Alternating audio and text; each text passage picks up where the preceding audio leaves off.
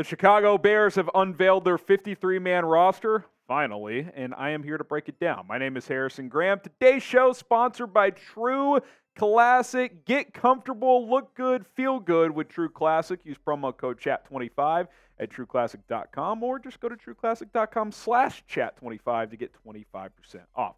All right, let's get into the nuts and bolts here as the Bears, about an hour after cutdown time had come and passed, finally released their 53-man roster, which means they had to make a bunch of cuts. They were already down to 88 before this process started, so 35 cuts/maneuvers to get down to 53. Let's sprint through those, and then we'll go position by position here. P.J. Walker, Nathan Peterman, so that means just two quarterbacks on the 53, and Justin Fields and Tyson Bagent. Trestan Ebner was waived with an injury designation. Robert Burns, running back, fullback hybrid. I think I'd like to bring him back to the practice squad. Darius Fountain cut. Simba Webster as well. Isaiah Ford was placed on injured reserve, so technically not a cut, so we'll see what happens with him. Lachlan Pitts at tight end. Stephen Carlson at tight end as well. Alex Leatherwood waived. Dieter Eisland, Gabe Yoy with an injury designation, Kellen Deesh, Logan Stenberg, Bobby Haskins, Aviante Collins, Roy Mbateta.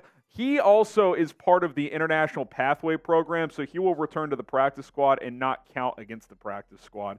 Josh Lugg as well. Travis Bell, rookie 7th-round pick. He would be a prime candidate to return to the practice squad.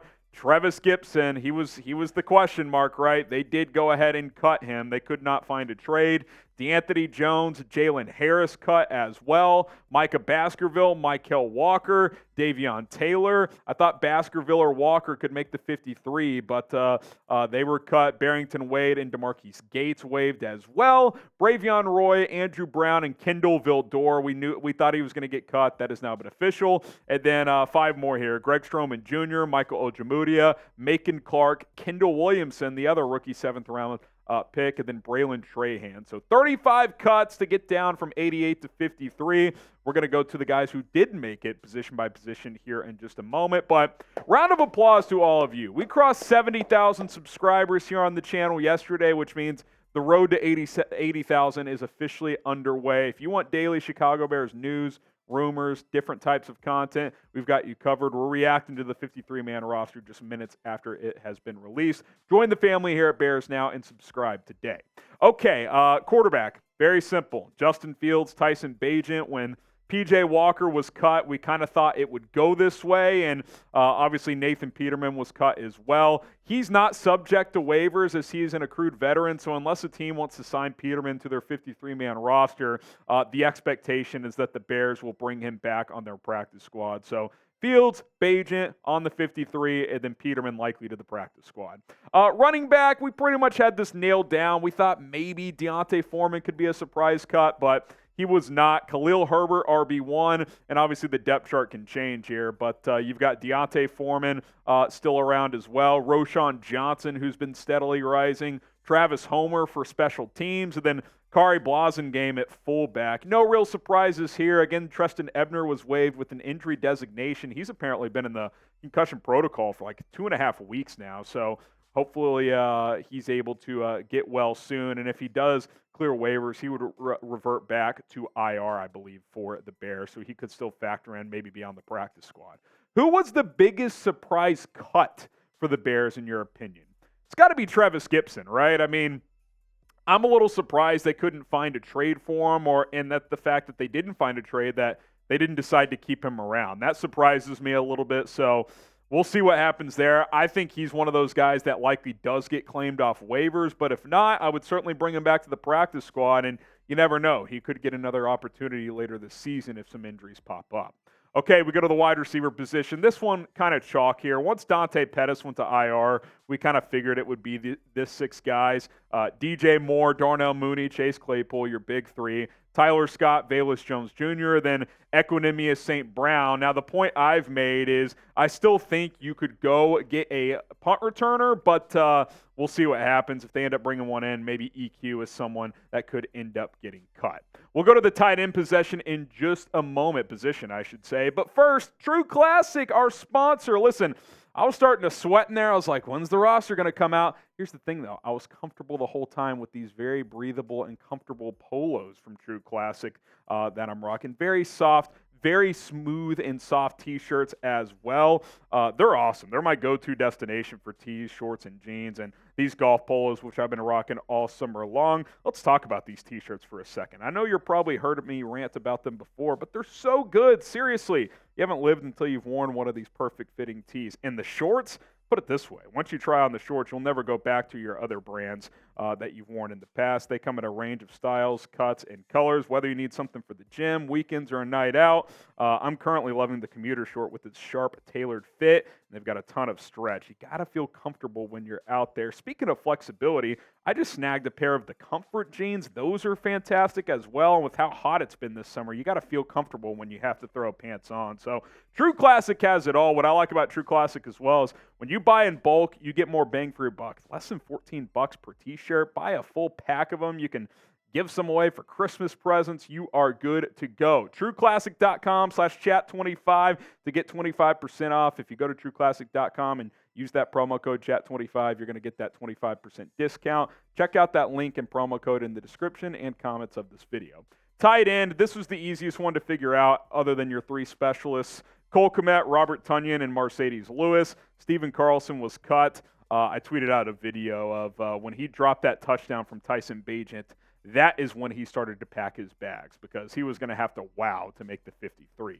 Offensive line, 10 guys. Now, technically from a transactional standpoint, the Bears only carried 52 guys right now because the Dan Feeney one technically hasn't gone through yet because he has to pass his physical, but I'm including him here because he's going to be the 53rd guy. That's already been reported by Brad Biggs and others. So you're starting five. Again, we'll see what center and left guard looks like because Teven Jenkins is currently dealing with an injury. He's week to week. By the way, I should mention, too, Matt Eberflus said that he's the only one that, in terms of week one, they have doubts about. Everybody else should be ready to go. Can we flash that O-line depth chart one more time here?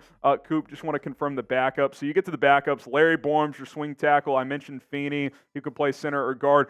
Doug Kramer makes it, at least for now. Lucas Patrick as well. Patrick could be your week one starting center with Cody Whitehair at left guard. Eberflus was non-committal about where Whitehair is going to play week one, so we'll see what happens there. Then Tyree Carter as well. So 10 linemen for now. We'll see where it goes from here. Defensive line, 9 guys. The guy who got cut was Trevis Gipson. I kind of thought it would go this way in terms of 4 defensive tackles and 5 edges. I didn't know which edge would be the odd man out, but they've seemed to like Rasheem Green throughout this process for whatever reason. I thought Trevis Gipson had a better preseason, but they're keeping Green. Terrell Lewis made it as well. He definitely earned a spot. Obviously, Yannick Ngakoue, DeMarcus Walker, Dominique Robinson, and then your 4 defensive tackles, Billings and Jones, and then Gervon Dexter and Zacch Pickens. So 9 defensive linemen. Hey, if a guy like Teven Jenkins goes to short-term IR tomorrow and Trevis Gipson doesn't get claimed, maybe he's someone who could return. Name a player the Bears should sign or claim off of waivers. If there's someone out there that you want, I'll throw a name at you. Trent Taylor, return specialist for the Bengals, got cut today, can play a little slot as well. If you're uncomfortable with your punt return situation, he can come in, play special teams. We'll send EQ packing or somebody else. I don't know if EQ would be the guy that gets cut, but if you want a proven punt returner, Trent Taylor can do just that. Let's go to linebacker here. We knew who the top 4 were going to be. TJ Edwards, Tremaine Edmonds, Jack Sanborn, and Noah Sewell. Those 4 were always locks. The question was, who would be that 5th guy? Would they carry 6? I thought it would be 5, and it is. Dylan Cole gets the nod. They signed him a while back, special teams. But he missed the last few weeks of training camp in the preseason, so I wondered if Michael Walker or Micah Baskerville could make it. They did not. Dylan Cole is who they're going to stick with here as their 5th linebacker at that position. 6 corners, the 6 we've been saying for weeks. Jalen Johnson, Tyreek Stevenson, and Kyler Gordon, your projected starters. Terrell Smith should be your CB4, and then your 2 special teams aces and guys who can step in and play if needed. Jalen Jones and Josh Blackwell. They had been banged up recently, but I thought they were secure on this team. Kendall Vildor cut, so was Michael Ojemudia and a couple others. Safety position now. Eddie Jackson, Jaquan Brisker. These are the 4 we've had for a couple weeks. Those are your projected starters, obviously. Elijah Hicks and then A.J. Thomas. Once Adrian Colbert got hurt, Thomas was the clear favorite to get that final safety spot, and the Bears agree with that assessment at the end of the day.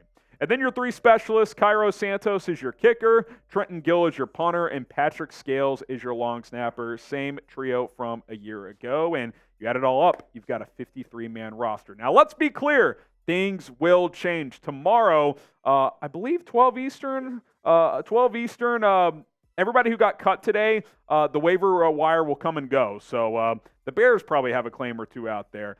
Guys that they cut could get claimed by other teams. So this 53 will almost assuredly change between now and week 1 and between now and tomorrow. So stay tuned. More updates to come. We've got you covered. But for now, grade the Bears 53-man roster, the initial one here. A, B, C, D, or F.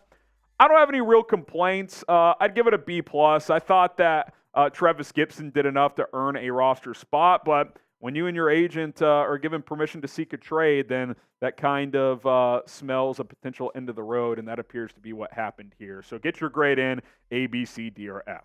My name is Harrison Graham. Keep subscribed. Sub if you haven't already. Turn on the notifications. We got you covered with more videos here on this channel. News tomorrow as those trickle in around 11 Central, 12 Central. We'll get that covered for all of you guys. So lock it in, and we'll see you guys soon. Bear down.